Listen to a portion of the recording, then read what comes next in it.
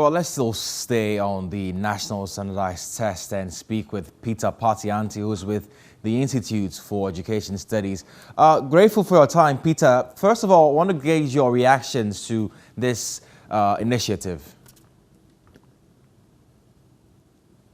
Can you remind me, tell me the initiative you are referring to? With regards to a national standardized test for pupils in class 4, yeah. Yeah, we think that this is a very important policy that we are about to roll out. We have been trying to do some sort of assessment across board for some time now. We used to have the IGRA and all those things, but it was selected districts and selected schools. It wasn't a national thing. So we needed an opportunity, especially after rolling out a standard-based curriculum. We needed an opportunity to track the performance of the students, to be able to ensure that they are fit or they are imbibing the standards that have been set at each stage of their academic journey. And that is why, if you look at the framework, it's supposed to be carried out in basic 2, basic 4, basic 6, and then junior high school 8. Junior high school 2, that's JHS 2. And these are all designed in such a way that it will give feedback to the students, to the parents, to the school authorities, to the district, to the regional, and then to the national, so that we'll all be able to now see what interventions and needs that these students have, and we'll be able to assist them in that perspective. So this is a brilliant policy. This is a brilliant something that we want to do in the sector, and we should give it the needed support. Although we might have to look at some planning and implementation issues, which we'll talk about if there's time.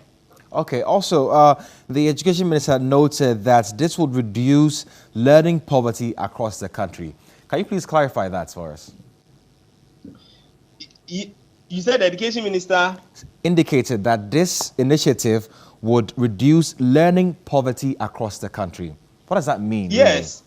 Yes. You see, there's a problem with what is really taught and what students are actually picking up in the schools. And that problem has been there for a longer period of time. You might want to use the school assessment to deal with that, but that is individual schools, and you will not be able to get the needed information that you want. So when you run a standardized test, then you will note that all students wrote the same test, and therefore their performances and other things will depict the kind of interventions that these schools need. Maybe in some schools, the teachers need some kind of extra professional development. Then you can put in that particular initiative for them. In other schools, the teachers need something else. You do it. So in the nutshell, what you're going to do is that you're going to make sure that these interventions enable you reduce the extent to which students are not speaking the standards that are set for them. And that is why he said that this will help reduce the learning poverty.